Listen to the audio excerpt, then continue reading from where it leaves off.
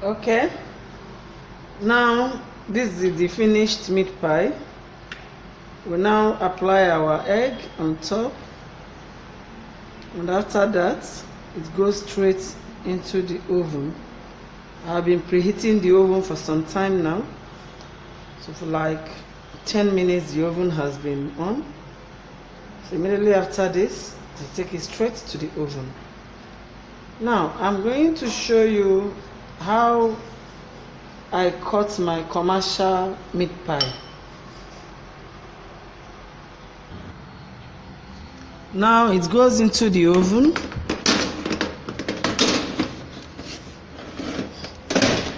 And it's good to go. So this is another meat pie dough that I just mixed. I want to use it and show you other methods you can use and get your meat pie if it is for commercial use. So the first thing I'm going to do now is to roll out. Now after rolling it out, look at what I have with me. This is a meat pie cutter. I actually have this, just a round cutter. For me to use this big one, of course I had to use something that is bigger than this to cut, meaning that I should be able to use this particular one and then cut with my knife round it. That is, if it is that big one I want to use, I'm supposed to cut it like that into so many pieces. Now let me stop here. You can as well go around and cut all of them like that. Now the next thing I'm going to do is to pick it out, pick up one of the rounds, and then position it inside this meat pie cutter. You can see it's covering. This will help me if I am closing it. Every part of it will be well closed. But if you use the bottom of this to cut, for instance, by the time you add your filling, you notice that the whole thing will sink inside and you will not get a good meat pie shape. So now I apply my egg, and after that I'll just close it up. And on its own it will just cut out the excess. And this is what I have with me. Just with style, bring it out, and your meat pie dough is ready. Now let me repeat it again. I take this one, position it inside the meat pie. Remember, I use a bigger cutter to cut, and then I apply my egg, whichever way you want to put, but I think applying the egg is better before you put in your filling. Then after that, I now put in my filling. Put in my filling, and the next thing, I just close it up. Look at it. On its own, it will just cut off the excess, and then open it up again, and then bring out your meat pie.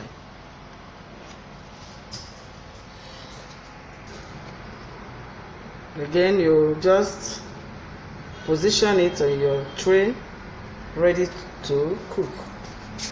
Now the next thing is to use the bottom of this meat pie cutter to cut, and then you can use the bottom and cut out all of them.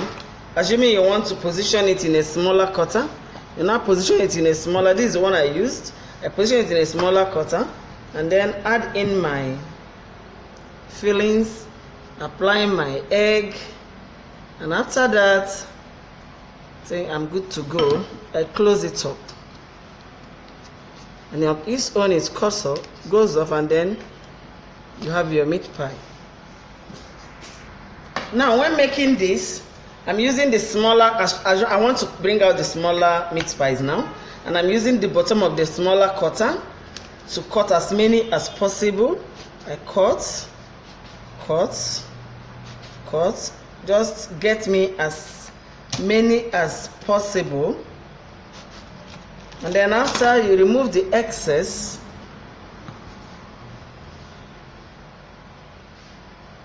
and then apply all your eggs. This is if you are making a commercial meat pie.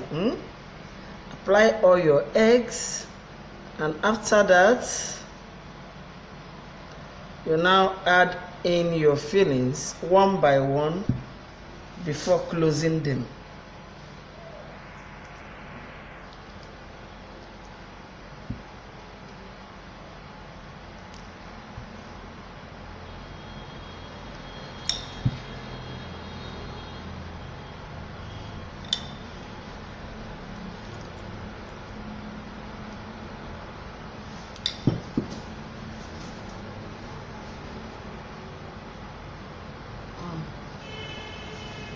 Now begin to close them up one by one.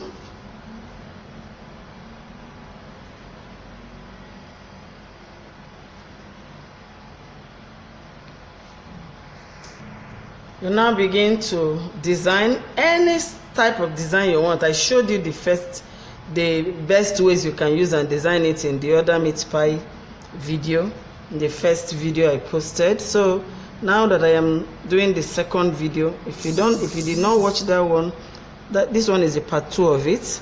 You can go ahead and click on the part 1 and then watch. You will understand everything.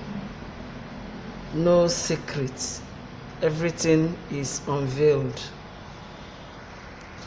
Now remember, if the shapes are not looking okay, just use the back of your fork or your knife and bring everything to how you want it, and your meat pie will look so appetizing. Now again, you cut out. Remember, I gathered the other ones and then roll it out again to give me these pieces again. Then remove all the excess.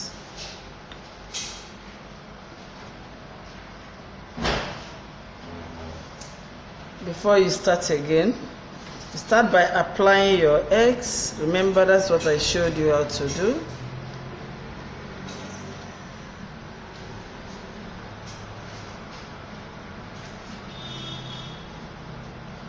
Now the truth is, once your meat pie is rolled out and there are some pieces remaining, there is tendency that by the time you gather it, it's no more going to look that crispy. It will now have a little starch, and that's exactly what happened here. That's why I showed you in my first video that if I want to make a good meat pie, I first of all mold them into balls and allow them to rest, and then roll it one by one, turn them into my meat pie, and then bake. I don't need to overwork it. Now look at this. You can see it has a little starch. That's how you know that it's not always good to overwork your meat pie. So the next thing I'm going to do is put all my fillings on the dough, the flat dough, and the next thing is to cover them. Now, as usual, you begin to design the way you want it. Either you keep you bend you slant the fork, or you keep it straight. Whichever way you decide is still okay. So you can see the meat pies are ready. You just have to know when it is ready. Now if I want to, assuming I want to open it, can you see that? So please, if you have not subscribed to my channel, endeavor to do so, and also give me a thumb up if you like this recipe. Thank you and bye.